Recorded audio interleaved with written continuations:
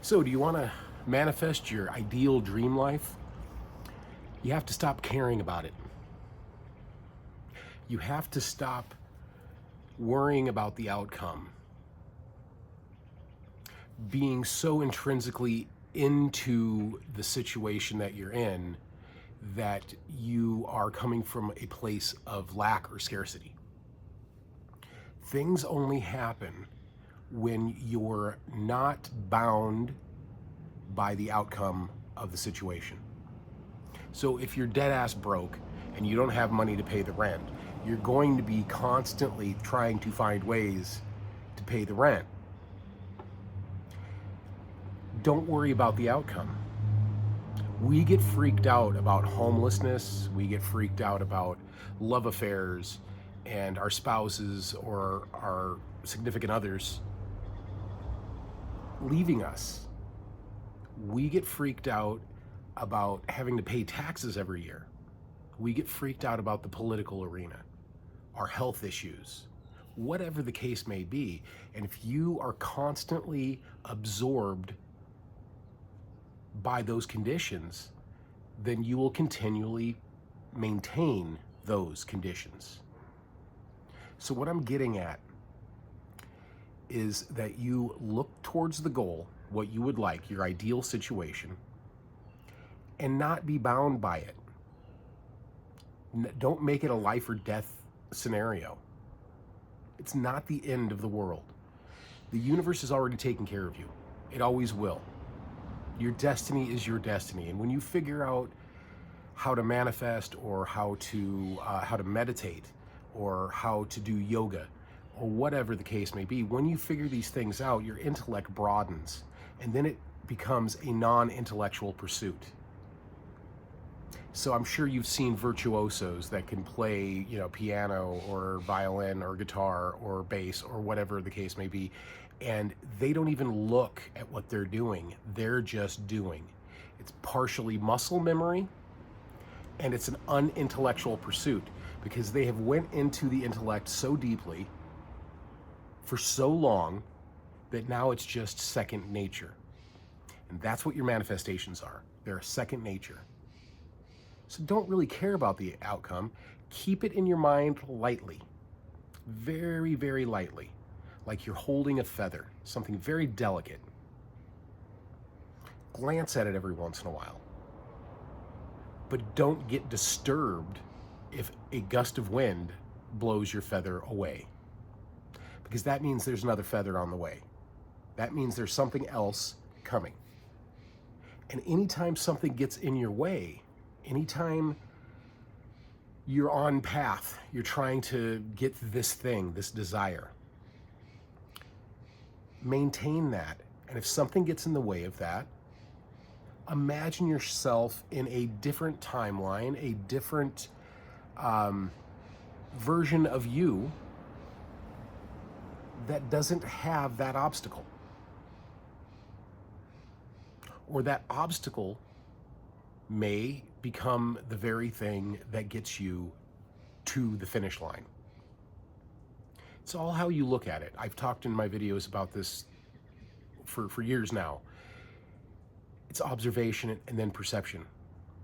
When you look at something, look at the way that something can change the full 360 view. Because if you're only looking at that something as an obstacle to your path, then that's all it will ever be. But if you can find the good in evil and the evil in good, you're halfway there. Nobody's intrinsically evil. We just make really bad decisions.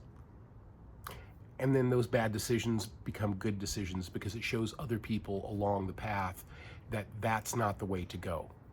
And sometimes we wind up repeating ourselves. That's what history has taught us, that occasionally you get power swept leaders that want to control every facet of reality. And control is just another illusion. But they're so persistent that they manifest their desire, because nobody else is trying to stop them. We can see that throughout history. We can see that all the way back to Roman times and to current events. We get leaders that get so power hungry that they create laws, and then they take away laws, and then they give rights and they take away rights in order to maintain a level of control. A control that they're not responsible for in the first place, because there's no control outside of the all.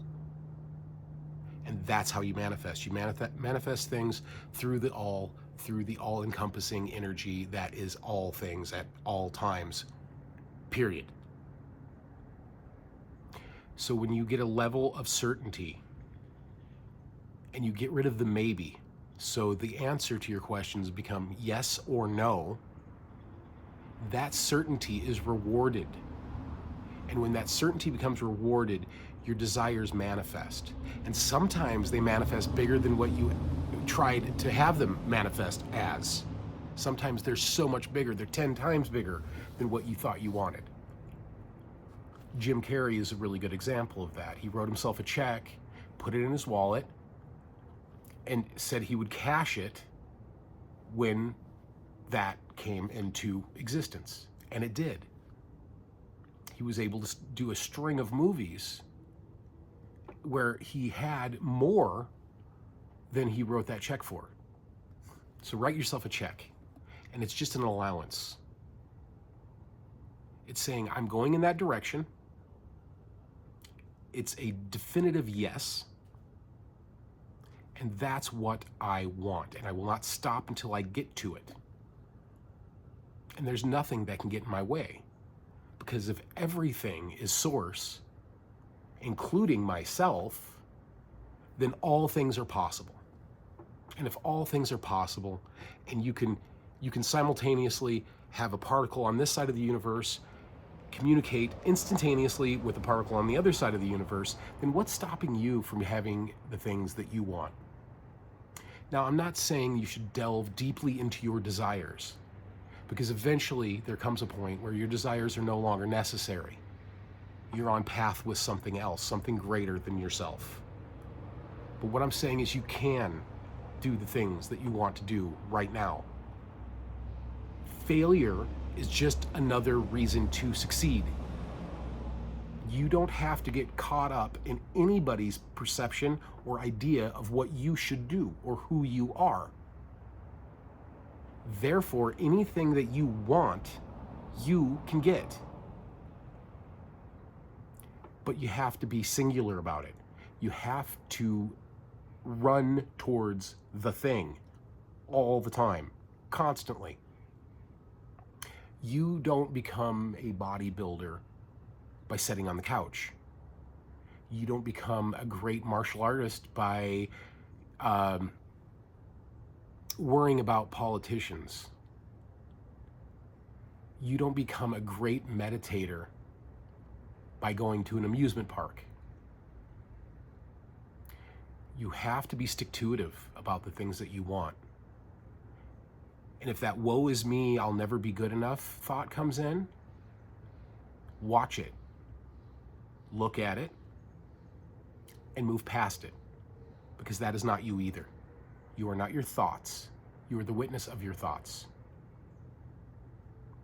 So with whatever degree of certainty you can go into life is the same type of certainty that life will reflect back at you.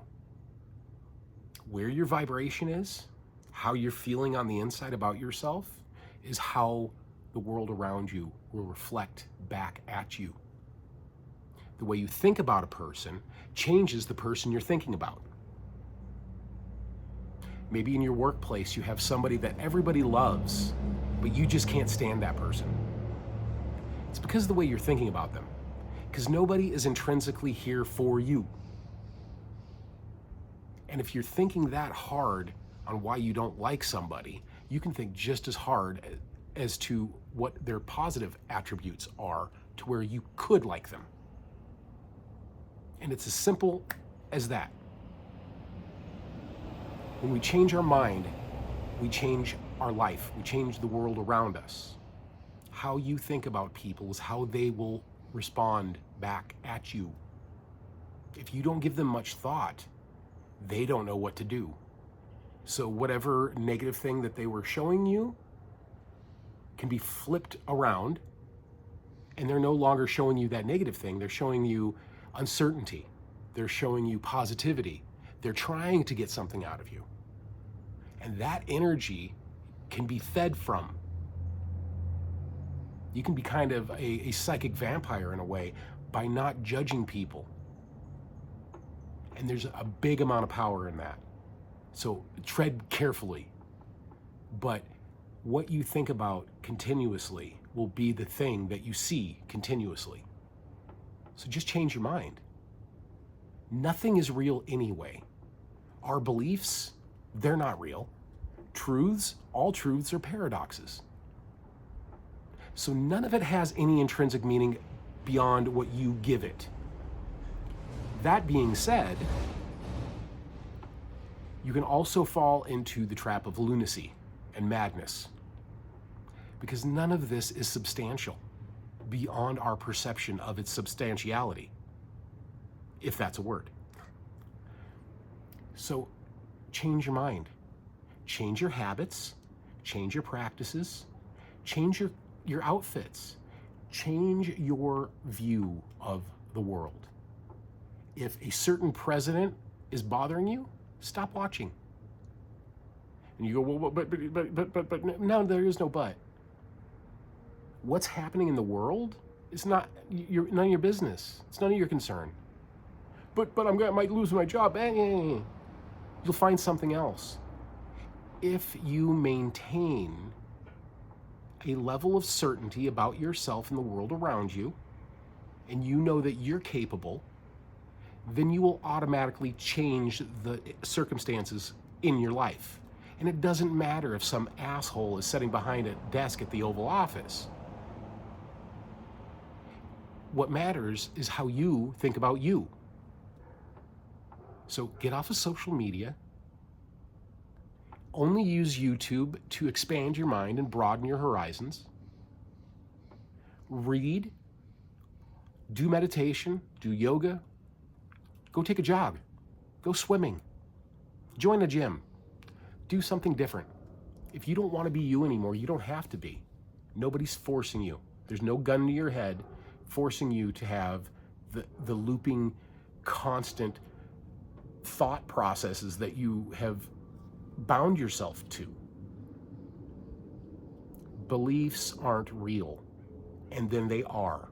And then all of them are the same, but different at the same time. And that's truth. That's how paradoxes run this simulation. So you get to decide whoever you want to be whenever you decide you want to be it. And it's not something that's going to happen overnight. You got to stick with it. The universe needs to know that you're serious. Certainty is key in manifesting your desired life. It's got to be a constant concern. If you want to get buff, right? Or if you want great cardio, you've got to do it every day. You can't do it on a Tuesday and then skip 3 weeks. It's just not going to work out. If you want to become a great guitar player, you got to practice every day for hours. That's got to be your line of sight.